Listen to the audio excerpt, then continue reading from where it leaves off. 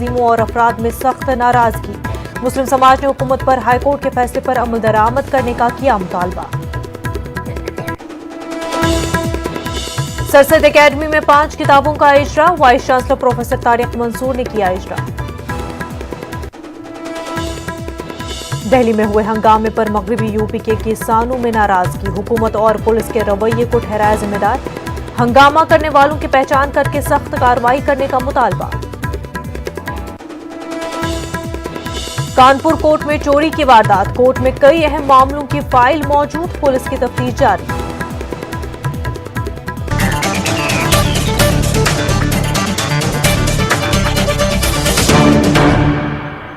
UP के शिया और सुन्नी वक्फ बोर्डों में योगी हुकूमत की बेजा मुदाखलत से औकाफ के तहफ़्फ़ुज़ के लिए काम करने वाली तंजीमें और अफराद में सख्त नाराजगी पैदा हो गई है। गुज़िश्ता दिनों इलाहाबाद हाई कोर्ट ने अपने एक अहम फैसले में सुन्नी सेंट्रल वक्फ बोर्ड के चेयरमैन ज़फ़र फारूकी की मुद्दतकार में तौसी की गैर कानूनी करार दिया था। हाई कोर्ट का फैसला आने के बाद मुस्लिम समाज की तरफ से वक्फ बोर्डों में हुकूमत की दखल अंदाजी के खिलाफ आवाज़ें उठने लगी हैं।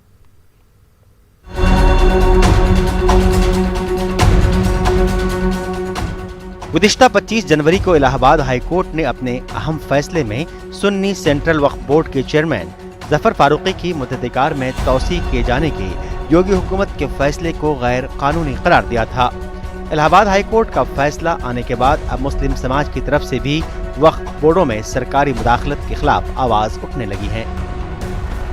नहीं, योगी सरकार हो चाहे मोदी सरकार हो, ये ऐसे वक्फ बोर्डों में जहाँ पे शिया सुन्नी वक्फ बोर्ड हो या इस तरह का जहाँ मामला है वहाँ थोपा जा रहा, वहाँ कैसे ये चुनाव कराएंगे। आज तक किसी सेंटर के बहुत से बोर्ड हैं, किसी एक बोर्ड में इन्होंने चुनाव कराया हो पिछले 8 सालों में, तो हम ये किस बात की उम्मीद कर लें कि वक्फ बोर्ड में जो है, और वक्फ बोर्ड में अगर कोई आदमी उनके नज़रिए का नहीं आएगा तो काम ही नहीं चलेगा। तो इसलिए उन्होंने वहाँ चुनाव रद्द करा दिया और चुनाव नहीं कराएंगे और इसी तरीके से थोपेंगे। इलाहाबाद हाई कोर्ट ने एक फैसला अपना दिया है, उससे ये बात साबित होती है कि सरकार के मनमाने तरीके का वो चल नहीं पाएगा और कोर्ट इलाहाबाद हाई कोर्ट का सुप्रीम कोर्ट का मौजूद है जो स्थिति को देखता रहता है और मौके मौके पर फैसला भी देता है। तो हम ऐसे फैसले का स्वागत करते हैं जिसमें मनमाने ढंग से असंवैधानिक तरीके से जो राज्यपाल महोदय ने एक्सटेंशन दिया था उसको निरस्त किया गया है।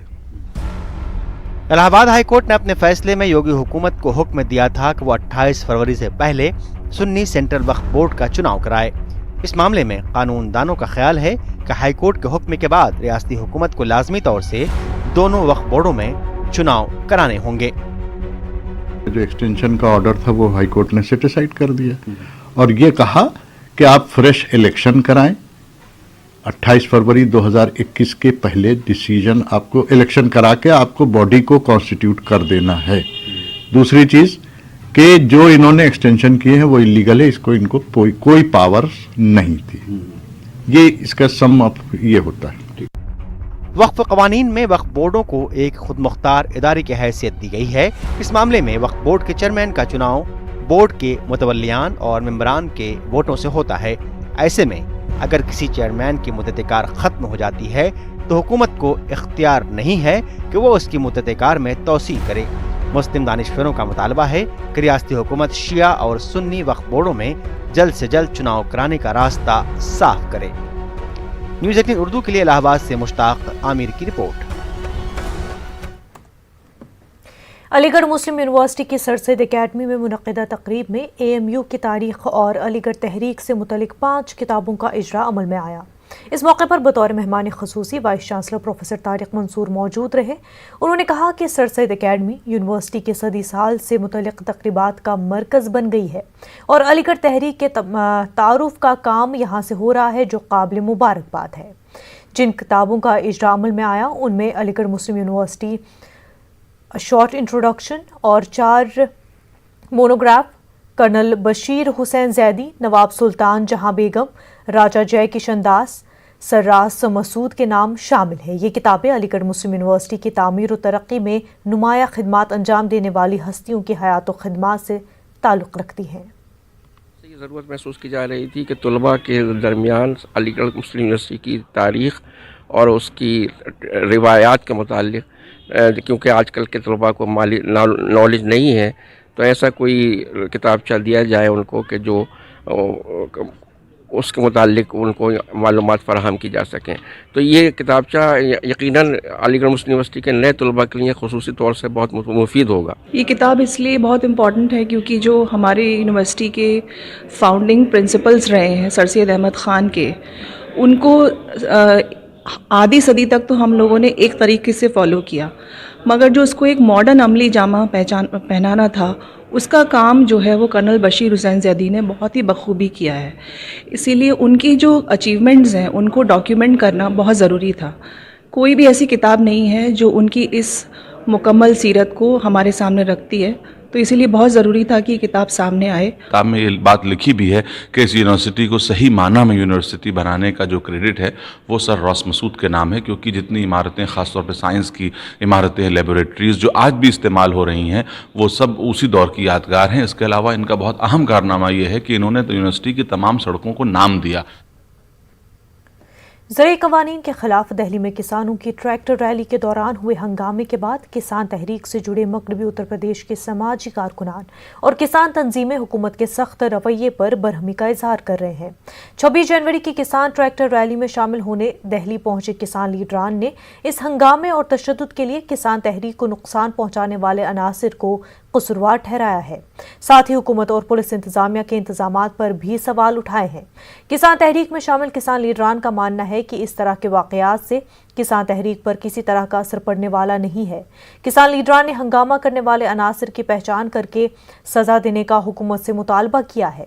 वहीं किसान तंजीमों के जिम्मेदारान से भी इस तरह के लोगों को आंदोलन से दूर रखने की अपील की है। घटना हुई ये इस आंदोलन के लोगों की नहीं है, ये सहानुभूति रखने वाले लोगों की नहीं है, ये कुछ अति उत्साही वालों की हो सकती है या आंदोलन को हानि पहुंचाने की मंशा की हो सकती है, लेकिन ये कभी सरकार के इच्छा से या सरकार के रहमो करम पे आंदोलन हो रहा हो ऐसा तो नहीं है। ये तो सरकार के दुराग्रह के खिलाफ आंदोलन हो रहा है, तो कोई सरकार की कृपा पर निर्भर रहेगा? बिल्कुल नहीं रहेगा।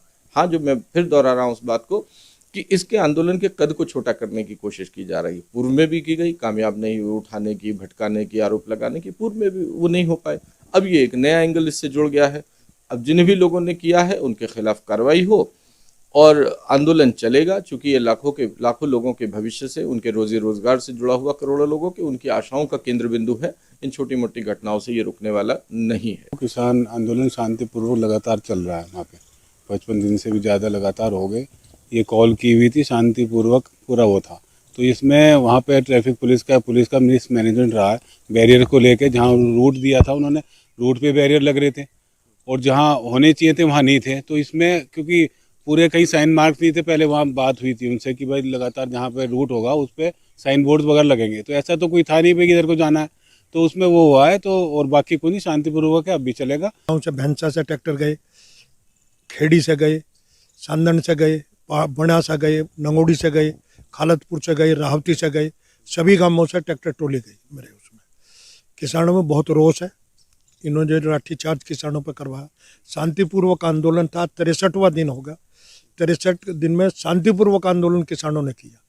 लाठीचार्ज की नौबत जो आई वो सरकार की तरफ से आई। नहीं, शांतिपूर्वक आंदोलन चलेगा, आगे भी चलेगा। इतने तीनों काले कानून वापिस नहीं हो, MSP का कानून नहीं बने, इतने ये आंदोलन खत्म होगा नहीं। दिल्ली में किसानों और पुलिस के दरमियान हुए तसादुम पर साबिक मेंबर पार्लियामेंट चौधरी बिजेंद्र सिंह ने वज़ीर-ए-आज़म समेत वज़ीर दाखिला को इस पूरे मामले के लिए जिम्मेदार ठहराया है। उन्होंने आज प्रेस कॉन्फ्रेंस में मीडिया से बात करते हुए कहा कि अगर हुकूमत चाहती तो जो कुछ हुआ वो न होता, और उन्होंने वाजे किया कि भीड़ पर किसी का कोई कंट्रोल नहीं होता है और ये कोई पहला मामला नहीं है जब भीड़ कंट्रोल नहीं हुई हो। बाबरी मस्जिद की शहादत के वक्त भी इसी तरह तशद्दुद हुआ था और लाल कृष्ण आडवाणी, मुरली मनोहर जोशी और कल्याण सिंह ने बयान दिया था कि हम भीड़ को कंट्रोल नहीं कर सके। उन्होंने कहा कि जो कुछ हुआ वो बहुत अफसोसनाक है। देखिए, हम दुखद भी है दिल्ली की घटना और निंदनीय भी है, लेकिन मुझे स्पष्ट कहने में संकोच नहीं है कि इसके लिए भारत सरकार के मुख्यमंत्री नरेंद्र मोदी जी, उनके गृह मंत्री, उनकी पुलिस जिम्मेवार है। आक्रोशित भीड़ के द्वारा पहले भी इस तरीके की घटनाएं घटी हैं जब पुलिस पर कंट्रोल नहीं हुआ। जैसे आपके अयोध्या में मंदिर और मस्जिद का ढांचा विध्वंस हुआ था, तोड़ा गया था। उस समय भी तो सरकार थी, मुख्यमंत्री थे, सभी लोग खड़े थे और उन्होंने कहा कि हम भीड़ को कंट्रोल नहीं कर पाए। तो भीड़ कभी किसी पे कंट्रोल हुई है?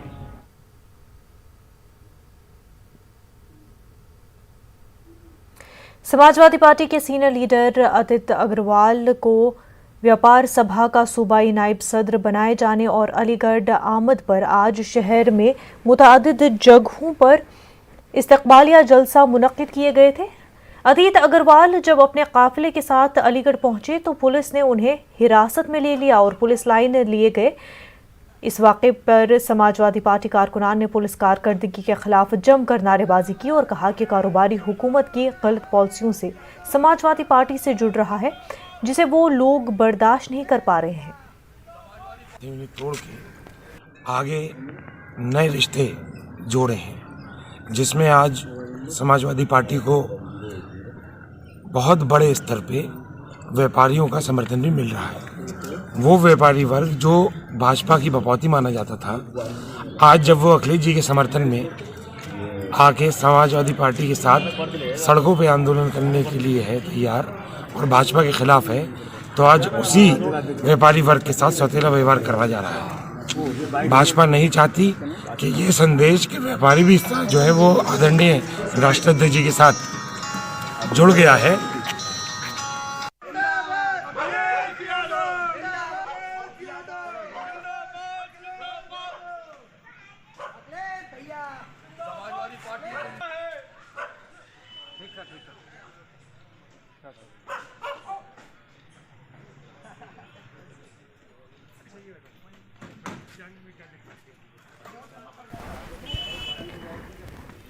कानपुर में एक बड़ी वारदात को अंजाम दिया गया। काफी महफूज तस्वुर किए जाने वाले कोर्ट अहाते के अंदर बने चीफ मेट्रोपॉलिटन मजिस्ट्रेट का ताला चोरों ने काट दिया। दरअसल कोर्ट में कई अहम मामलों पर फाइल मौजूद है। ऐसे में इस वारदात पर तशवीश की लहर दौड़ गई है। पुलिस ने कहा कि क्या चोरी की गई है, उसकी छानबीन की जा रही है। में यहाँ पर सीएमएम कोर्ट है, इसमें ताला जो लगा था उसकी कुंडी को काटा गया है। अभी किसी सामान के गायब होने की कोई सूचना नहीं है। इसको देखा जा रहा है, इसका सर्विलांस देखा जाएगा। सीसीटीवी भी लगा हुआ है और इसका फोरेंसिक जांच भी कराई जा रही है। नहीं, अभी कागजात चोरी होने की कोई सूचना नहीं है। जी, मैं देखता हूँ इसमें क्या कमी है, कहाँ से। प्रथम दृष्टया तो कोई फाइल गायब करने का उद्देश्य रहा होगा, क्योंकि यहाँ और तो कोई ऐसी चीज़ है नहीं। यहाँ से हमारे यहाँ सीएमएम महोदय के यहाँ अदालत में जो ताला लगा था, मैं आया तो मुझको जानकारी हुई कि वो ताला तोड़ दिया, टूटा है। लेकिन ताला क्या टूटा, उसका कुंडा किसी ने काटा है। पहुँचा तो यहाँ पर एसपी महोदय, सीओ महोदय, ये लोग हैं, सब अपनी उसकी जाँच कर रहे हैं। फॉरेंसिक टीम भी आ रही है। ये देखा जा रहा है कि आखिर ये ताला कैसे टूटा है, क्यों। हाँ, ये बिल्कुल सही बात है कि यहाँ पर चौकीदार भी है, चैनल भी बंद रहते हैं। इसके बाद ये घटना होना ये अच्छा नहीं है। वक्त हो गया बिहार की खबरों का, नजर डालते हैं सुर्खियों पर। पूर्णिया के जोटमल में लगी भयानक आग पर काबू पाने की कोशिश जारी। करोड़ों रुपए मालियत के नुकसान का अंदेशा। बिहार में 21 लीडरों ने थामा बीजेपी का दामन। लालू यादव के करीबी सीताराम यादव भी बीजेपी में शामिल। बिहार में 94,000 टीचरों की होगी जल्द बहाली। नीतीश कुमार ने ओपन कैंप काउंसलिंग के जरिए बहाली को दिखाई हरी झंडी। पलामू में पुलिस और टीएसपीसी नक्सलियों के दरमियान झड़प में चली 150 राउंड गोलियां। 3 नक्सली गिरफ्तार। AK-47 समेत कई हथियार बरामद। बीजेपी लीडर को सरेआम मारी गई गोली। अजफर शम्सी अस्पताल में भर्ती। पुलिस ने जमालपुर कॉलेज के प्रिंसिपल को किया गिरफ्तार।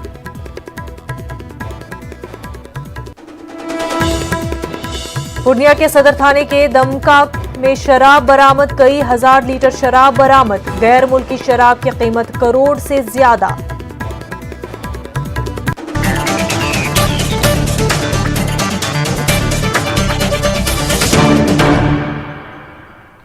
मुंगेर में बीजेपी के रियासती तर्जुमान अजफर शम्सी को कॉलेज गेट के पास गोली मारी गई। हमले में बुरी तरह से जख्मी अजफर शम्सी को इलाज के लिए पटना लाया गया है। इस सिलसिले में पुलिस ने जमलपुर कॉलेज के प्रिंसिपल को गिरफ्तार कर लिया है। बहुत से लड़का लोग स्टूडेंट लोग था बहुत सा, तो सर उतर के गया, बोले गाड़ी घुमाओ जी। हम गाड़ी घुमाने के लिए जैसे मुंह करवे किए, 2 फायर हुआ। 2 फायर हुआ तो भगदड़ हो गया। बहुत सा लड़का लोग भागा तो सर अशोक पोद्दार उधर से आए, इधर सर गिरे में इनका तुरंत हम लोगों ने बयान दिया और बयान के क्रम में जो प्रकाश में आया है कि कॉलेज के ही जो एक्टिंग प्रिंसिपल है ललन प्रसाद सिंह करके हैं, उनके साथ उनका रनिंग पीरियड चल रहा था कॉलेज के प्रभार को लेकर और उन्होंने कुछ वित्तीय अनियमितता भी की थी, जिसको लेकर ये हो रहा है। अभी हमारी बात हुई है, डीजीपी से भी बात हुई है, वो भी अभी सेफ है। बिल्कुल बहुत दुखद है और मेरी खुद बात हुई है और अभी कार्रवाई तुरंत हो रही है। पटना उनको रेफर किया है। हम सब दुआ करते हैं कि वो जल्द स्वस्थ हों।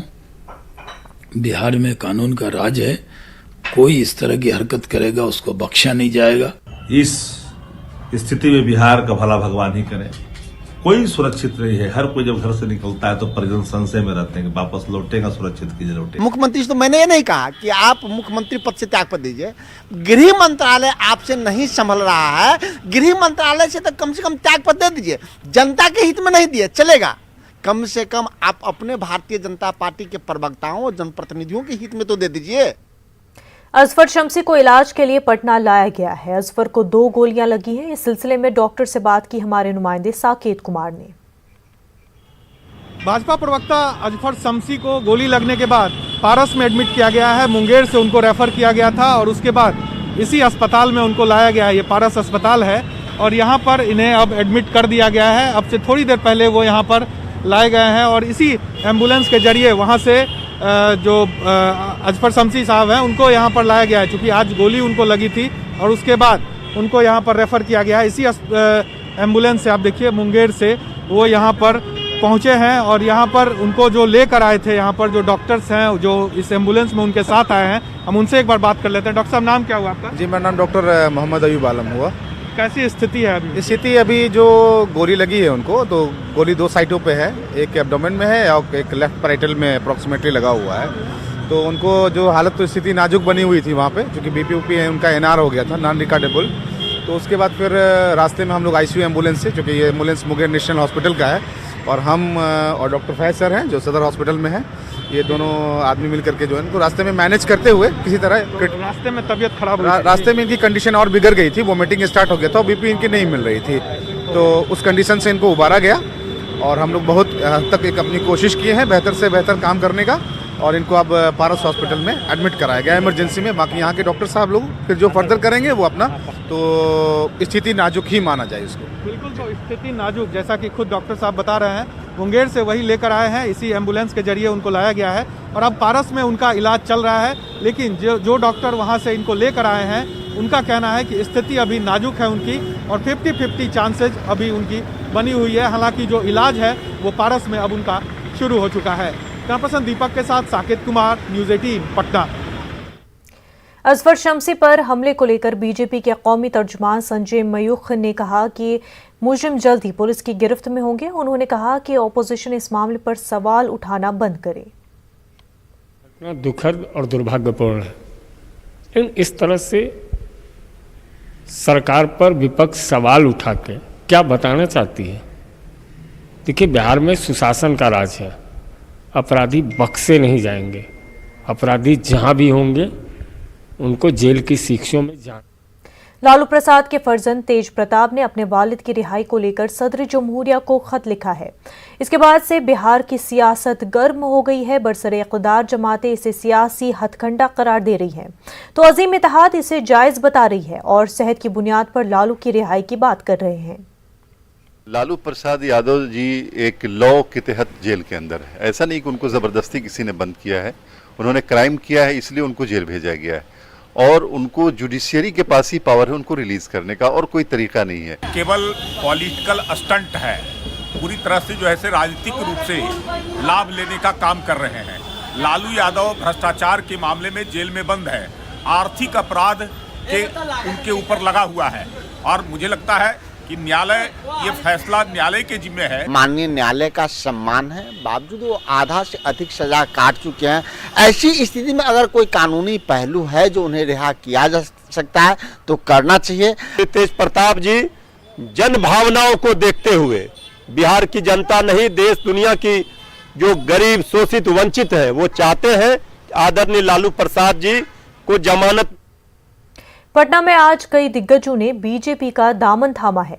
साबिक रुकने पार्लियामेंट सीताराम देवी ने बीजेपी की मेंबरशिप ली। साबिक रुकने असेंबली नगीना देवी, कांग्रेस लीडर अनीता देवी भी बीजेपी में शामिल हुई हैं।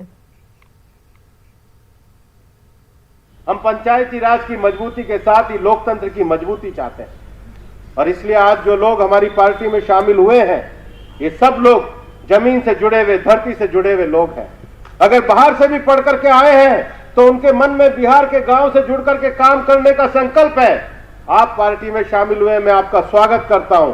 भारतीय जनता पार्टी के इतने बड़े परिवार में सब लोगों के लिए जगह है और मैं फिर कहना चाहता हूं ये तो अब शुरुआत हुई है।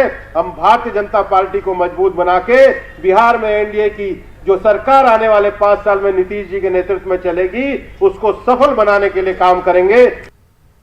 पूर्णिया के सदर थाने के दमका में एक गोदाम में 12,000 लीटर गैर मुल्की शराब बरामद हुई है।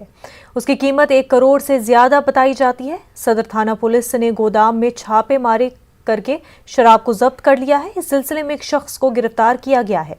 पुलिस पूरे मामले की तफ्तीश कर रही है। पूर्णिया जिला बंगाल के बॉर्डर से सटा होने के कारण आए दिन यहाँ पे शराब की तस्करी होती है और पूर्णिया की सदर थाना पुलिस ने शराब के बड़े तस्कर का भंडाफोड़ किया है। आप देख सकते हैं मेरे पीछे की भारी मात्रा में शराब पकड़ा है। करीब एक दमका चौक के पास रामकिशोर अग्रवाल के एक गोदाम से करीब 12,000 लीटर शराब पकड़ाया है। आप देख सकते हैं कि ये ट्रक से शराब अनलोड हो रहा है और ये सदर थाना में रखा जा रहा है। करीब 12,000 लीटर शराब एक गोदाम से पकड़ाया है। फिलहाल पुलिस जांच में जुटी हुई है और कार्रवाई कर रही है। इस मामले में एक अभियुक्त को गिरफ्तार किया गया है जो दीपक सिंह नाम का अभियुक्त है, जो वहां का केयरटेकर था। उसको पुलिस ने गिरफ्तार किया है और फिलहाल पूछताछ की जा रही है। बहरहाल देखना है कि आगे पुलिस की जांच में क्या मामला सामने आता है। कुमार प्रवीण, न्यूज़ 18 पूर्णिया। कल दिल्ली में किसान के नाम पर जमकर हंगामा हुआ। लाल किले पर चढ़ाई की गई, सिक्योरिटी एहलकारों से मारपीट हुई। इसको लेकर बिहार के किसान क्या सोचते हैं, न्यूज़ 18 ने ये जानने की कोशिश की। जितना भी सजा कम है, भारत माता का अपमान हुआ है, देश का अपमान हुआ है, हमारा अपमान हुआ है, आपका अपमान हुआ है, आप ही समझ सकते हैं। किसान जो है वो अपने खेत पर होगा, जो दिल्ली में बैठे हुए हैं वे राजनीतिक प्रेरित और सरकार का अपमान करने के लिए वो लोग दिल्ली में धरना दिए हुए हैं। ट्रैक्टर का इस्तेमाल खेती में करने के लिए ही ट्रैक्टर बना है। किसान को इतना फुर्सत है कि आंदोलन करे। अगर बिहार के किसान, बिहार के मजदूर अगर पंजाब और हरियाणा नहीं जाता तो उन लोगों का किसानी हो सकता था। उनका किसानी नहीं होगा। 100% गलत हुआ। कल स्वतंत्र गणतंत्र दिवस था, ऐसा नहीं होना चाहिए जो कल जो हुआ है। अगर किसान होते तो उनके पास इतना समय नहीं होता कि वो डंडा, तलवार, भाला, फरसा लेके वहाँ पर अपना नृत्य कर रहे थे। किसान थोड़ी आंदोलन करने वाला, अगर वो किसान रहता तो लाल किला पर झंडा पहले फहराता। वो सब जो कर रहा है वो सब उपद्रवी है। चोल में ये लोग किसान नहीं है, ये लोग तो देश के बांटने वाले दुश्मन हैं। फंडिंग कहीं से अलग हो रहा है। ट्रैक्टर पर डीजल भरवा करके जानबूझ करके 26 जनवरी के लोग परेशान। ये लोग किसान नहीं है और न किसान के हित की बात करते हैं। ये अपने जो है सो बाहर से कुछ आयात कुछ हो रहा है जिसके सौ पर ये लोग काम कर रहे हैं। बुलेटिन में फिलहाल इतना ही। हमें दीजिए इजाजत। आदाब।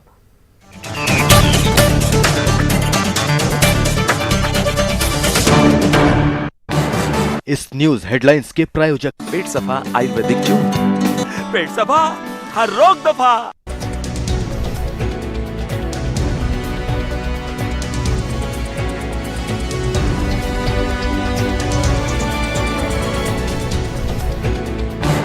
इस न्यूज हेडलाइंस के प्रायोजक पेट सफा आयुर्वेदिक जूस।